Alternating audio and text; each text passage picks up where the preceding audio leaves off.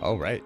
Ladies and gentlemen, boys and girls, welcome back to the Newbie Photographer Podcast. I'm your host, Nathan Holritz. Happy Monday to you. For those of you that are live streaming with us, I hope you had a great weekend. I had the opportunity to travel, see some family in the Minneapolis area, and now back to humid Chattanooga, somewhat sunny Chattanooga. I've got a little bit of light in the background. It's so crazy how much the light varies from show to show, depending on the weather and how much natural light I've got coming in. My background, it gets pretty dark sometimes. We got a bit of sun, so I'm excited for that. I am also excited to introduce a brand new guest on the show here in just a second. But for those of you that are new to the show, this Newbie Photographer Podcast is, as you guessed it, for new photographers in your first 3 years of business. If you are in the process of building a photography business and you want to listen to a show that'll give you quick, practical, actionable takeaways, this is the photography podcast for you. And I've been actually really these first 20 episodes or so, we've been focused on a series which is called I Wish I Knew. And I've been introducing and inviting photographers on the show, established photographers, to share a big idea or a principle that they wish they knew when they first started their photography business. And so on that note, it is my privilege today to introduce yet another brand new guest on the show. Jenna Henderson is here with me. Jenna, thank you so much for being willing to do the Newbie Photographer Podcast with me. Hi, thank you for having me. I'm glad to be here. Well, and you know what? It's funny because when we were talking about this before we got started, this is a shorter form podcast, 20 minutes or less. I know that between the two of us, we could probably spend like 2 hours on the topic of work-life balance. 100%, yes.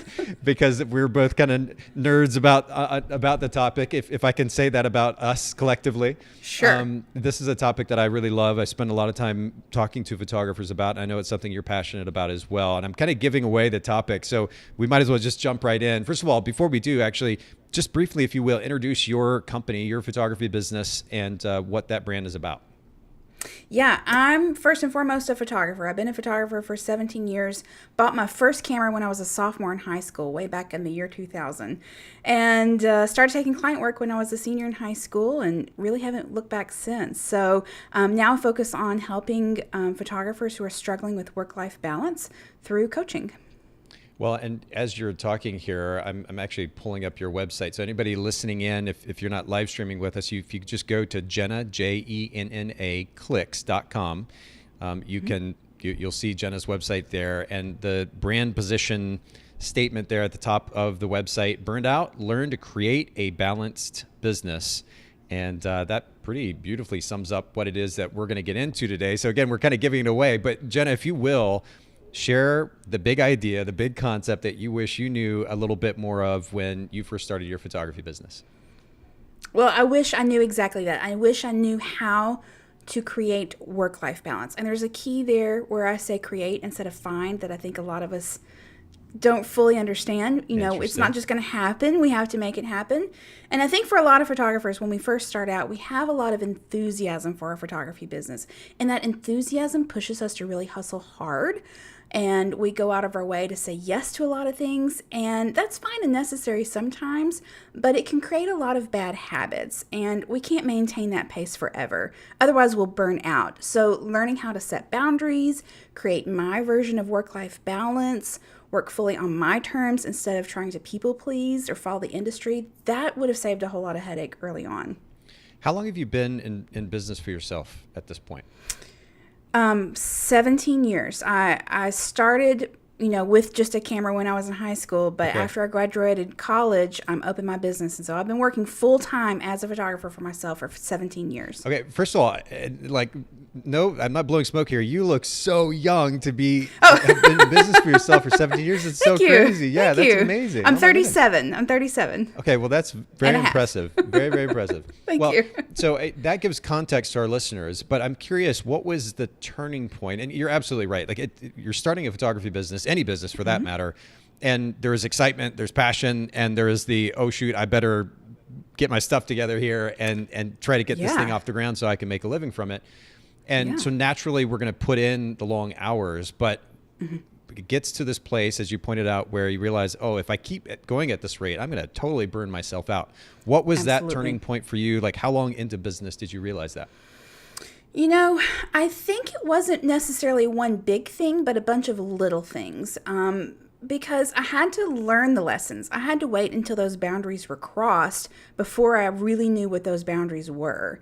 And so maybe I would be doing something and I'd do a little people pleasing or do something that maybe didn't feel quite right. And then afterwards I'd be like, okay, now I know that doesn't feel quite right. I'll do it different next time. Sort of a trial by fire, adjust as I went. Sure. But I think where a lot of young photographers, new photographers burn out is once a boundary gets crossed, instead of adjusting course, they think, oh, that's just how it is for photographers. Or there might be their scarcity mindset where they believe they have to people please all the time, or otherwise they'll lose everything. And that's just not the case. Yeah, I'm hearing a theme already, and I don't want to kind of read into it too much, but you seem to have a very proactive mentality. You talked earlier about kind of creating the life balance, the work-life balance that you want to, and that we don't have to just kind of assume that what's happening to us is like that is what we're stuck with, that we can actually step beyond that. And that very proactive mentality is it not only helps us be better business owners, but certainly individuals in life. I know, again, that's another topic we could spend a very, very long time digging into, but it certainly makes a difference to shift to that mindset if we're going to create some type of work-life balance. You already alluded to this fact that that looks it's different. not just going to happen. Like we can't just make it like we can't just show up and think, oh, everything's going to be excellent or perfect. Whatever kind of life we are facilitating is what's going to happen. So if we're facilitating a life full of hustle culture and no boundaries and people pleasing all the time, then that's the kind of life we're going to have. Yep. Our life is what we make of it in the end. And I love that you highlight that. Honestly, we could stop the show right now and everybody listening in would have a major, major lesson to kind of wrap their minds around and go apply to their life. That's huge. And so I'm glad that you highlight that. But let's go ahead and talk very practical, actionable takeaways here about how photographers, and what you've learned from your experience, what are a few ways that photographers can create better work-life balance? And I was beginning to say this a second ago, but I'm glad that you highlighted the fact that it is not going to look the same for every single photographer, right? But there are some baseline principles that will enable photographers to create a better work-life balance. Go ahead and jump into those if you will. Yeah, well, you said it. We've got to be proactive about it and know what we want and why we want it. And then all we have to do is figure out how to get there. And so for starters, I had to figure out how to control my schedule. If I don't set my boundaries for my schedule, then my clients will set them for me. And so I had to learn things like I didn't want to shoot on Sundays anymore or the weekends in general. I only want to shoot maybe once or twice a week. I had to get more comfortable with my boundaries in general and setting things like no emailing or texting outside of business hours. That's something that's not modeled very well in our industry, but it's something that when we look outside of our industry into quote unquote legit, real businesses or whatever, like the bank or the post office or your dentist, they have business hours. And so it stands to reason if we're going to be building a legitimate and valid business, we should have business hours as well. I also stopped forming my business model after the quote-unquote industry standards. And I really started to look inward at what I wanted my business to look like and feel like, and started shifting things around based on that. So that led me to stop doing things like sneak peeks, and it's, caused me to seek out shooting film and different things like that, because that's what felt most aligned to me. But ultimately, it boils down to me knowing what my terms are for my business and working only on my terms. Okay, so I'm taking notes here as you're talking, and frantically taking notes actually. Sorry, I probably talked too fast. No, it's good. It's good. We're trying to fit a lot into a little bit of time here. So before you started kind of talking about some actionable takeaways, you led with a concept that I think cannot be emphasized enough, which is to be super clear about what it is that we want. If we're going to create the work-life balance that works for us, as I said earlier, it's not going to look the same for everybody. It shouldn't.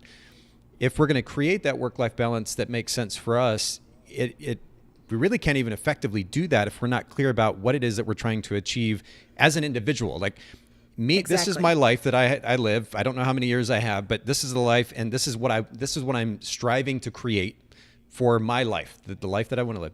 And as a result, this is now the business that and the business model that I'm going to create and implement and run for the sake of meeting those personal, kind of bigger picture personal goals, right? I'm clear about what it is that I want. Now that I know that, I can go more effectively create a Right. bit more healthy work-life Right. balance. But we have to start with that. Again, was that Right. something that came naturally to you, or did you kind of learn that the hard way? A little bit of both. I think I had to learn that there is no wrong answer to how we run a business. There really isn't. And that can feel kind of overwhelming because we look to other people and what they're doing and other people in our industry. And so we start to say, well, I'm going to do it like them. They're having success, or I'm going to do it like her because she's got what I want. But really we have to stop and say, well, how do I want to do it? What does work-life balance mean to me? What does success mean to me? And once we have that answer for ourselves, then we can go make that happen, because Yep. there's no wrong way to do business. No. It's there are certainly principles that are kind of universal principles that will certainly help us build a healthier business. But we do need to start with, and this actually really is number one. And it's a very actionable, practical takeaway for that matter. Being super clear about what it is that we even want, because there is going to be so much as new photographers coming our direction in the form of Lightroom presets and Photoshop actions and camera gear and workshops and conferences and courses and Yes. a million other things that we could spend our money and time on. But if we aren't clear about what it is that we're trying to achieve, it's a lot more difficult to filter through the chaos and the noise and know what it is that we need to kind of embrace and run with for our business. And that's certainly true, especially when it comes to creating better balance. So if we are clear, first of all, about what we want out of life, and then as a result, as a business owner, we're going to be able to create this work-life balance more effectively. So that's a great first point. Secondly, you said it's important to learn to control our schedule. And something that you mentioned specifically was not doing these the sneak peeks. Can you give a little bit of context, especially to a brand new photographer who may not really know exactly what that is and how it affects your schedule, the significance of that choice? Yeah, well, it's a couple of things that we're touching on here. Controlling my schedule, first of all, means, I get to decide which days I want to work and which days I don't want to work. Maybe I want to work only on the weekends. Maybe I never want to work on the weekends. But the point is, I get to choose that instead of waiting for a client to call me up and say, hey, I need you to shoot at this date and this time. If I don't have control over that, if I don't have my boundaries around that, I'm just going to be letting them set my boundaries for me. And that's going to be a real good way for me to burn out, because ultimately not all of that is going to align with what feels best for me in my life. And then the sneak peek thing. To that go point, ahead. I'm sorry to interrupt, but to that point, Jenna, I think you make an interesting point, which is that like we're starting our business in part to be our own boss. Yes. And while certainly it's a conversation in and of itself, but we need to be paying attention to the needs of our clients and learning how to best serve those. But at the end of the day, we're not getting into this business to have other people boss us around, essentially, right? To Correct. determine our schedule and our life for us. We got into this to be our own boss. And it's very easy, if we're not intentional, to kind of give up that control to other people and their desires and schedules and so forth. So being super intentional and being our own boss and deciding our own schedule for ourselves is huge. I just wanted to highlight that because it's such a great point. Yeah. Clients are either going to work with us on our terms or they're not going to work with us. That's what it comes down to understanding. I love that. And by the way, you said it in a much more brief, concise way. So props to you for that. Thank you. And then going back to that idea of sneak peeks, that's one of those things that is such an industry go-to. Photography industry, quote unquote, standard that we see a lot of photographers doing. Oh, sneak peeks, they're 24 hours, 48 hours later. And I started out doing those, because that's what was modeled for me in this industry. But when I sat down and I really evaluated my business and how I wanted to spend my time, my energy, what I felt passionate about, what I didn't feel passionate about, when I evaluated my workflows, all of that plays in together. And what I determined was sneak peeks were a huge waste of my time and they weren't serving my clients well. And so I just eliminated them. And because I was able to recognize that and eliminate that, not only did I serve my own time better, but I began to serve my clients better. And that's really what this is all about. Yeah. Well, but again, you're able to make that decision because you know what it is that you're trying to achieve with your business. Yes. Because I know that that sneak peeks plays well to some business models. Some photographers, it does. I think, find quite a bit of benefit from it. But you are trying to achieve a particular thing, and as a result, you're able to filter all that you do or might be able to do through that kind of larger filter, which is this is what I'm trying to achieve, not only with my business, but with my life as well. And then you alluded to this again, but the third point, don't assume the industry standard is your standard. And this is, I think this beautifully sums up really the conversation at large, which is, yet again, don't let somebody else, client or other photographers, be your boss. Right. Be clear about what it is you're trying to achieve and make the best decisions for that purpose. Can you give another example of how photographers kind of tend to follow just whatever everybody else is doing? Sneak peeks you mentioned is one of them. Is there something, another example like that? Yeah. Well, we're in a tricky industry where it's so visual. And so we see what everybody else is doing all the time. And it's hard to not be influenced by that. We get on social media, we find somebody that's inspiring, we follow them, rinse and repeat. And so we're constantly bombarded with all kinds of really beautiful and inspiring work out there. But the more that we intake, the harder it is sometimes to output what is actually us. So and true. so to just be able to step away from the industry, from what everybody's, from looking at everything and stop and say, well, what is my vision? What is my voice saying? And how can I go out and create that? And not worry about the fear. There's a lot of fear involved in just going out and creating, because what if it's rejected? What if people think it's weird? What if I'm judged for it? But to just go out and do it and create it anyway, chances are we're going to find our people. We're going to find our clients, because what we create, the world needs, and our clients are going to come to that and love it. You're such a good teacher. Like you're just a very, very good communicator. I need to take some cues from you. This has really been good. You highlight something there, which I don't know. I have this intention of sorts, Jenna, which is 75% creative, 25% consumptive, if that's even a word. Like it's so easy to consume information, consume content, various social media platforms, YouTube, et cetera. And as a result, first of all, to your point, we're distracted from doing something that is ours, that is uniquely ours. We're just kind of following everybody else. But if we get so busy with consuming, I think that creative spark kind of tends to go away, because we're giving all this energy to consuming somebody else's content and just kind of following suit, versus actually putting the mental energy and effort into creating something which is ours.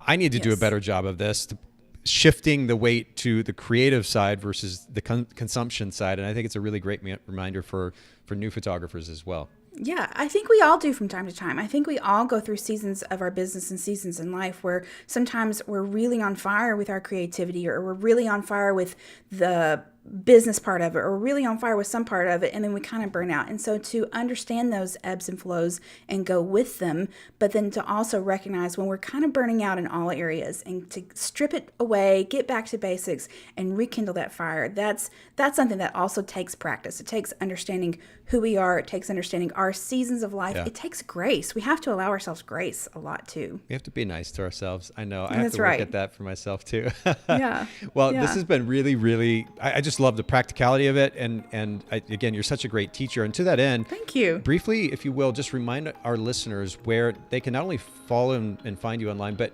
maybe learn a little bit more about some of the consulting services that you offer to help photographers in creating this balance for themselves. Yeah. The party's on Instagram. That's where I hang out the most. So follow me over there at Jenna Henderson Photo. My website, Jenna Clicks, also has links to my coaching and courses, and where you can find it in my Instagram link to bio. There's one in particular. If you're struggling with boundaries, you can learn my formula for how to say no. It's literally a formula for you, so you can go find it there. Well, Jenna, I really appreciate this. Everybody, make sure that you go take advantage. The links, the resources, the talking points from today will be in the show notes at newbiepodcast.com. Thanks so much for listening. Thanks again, Jenna, for sharing with us.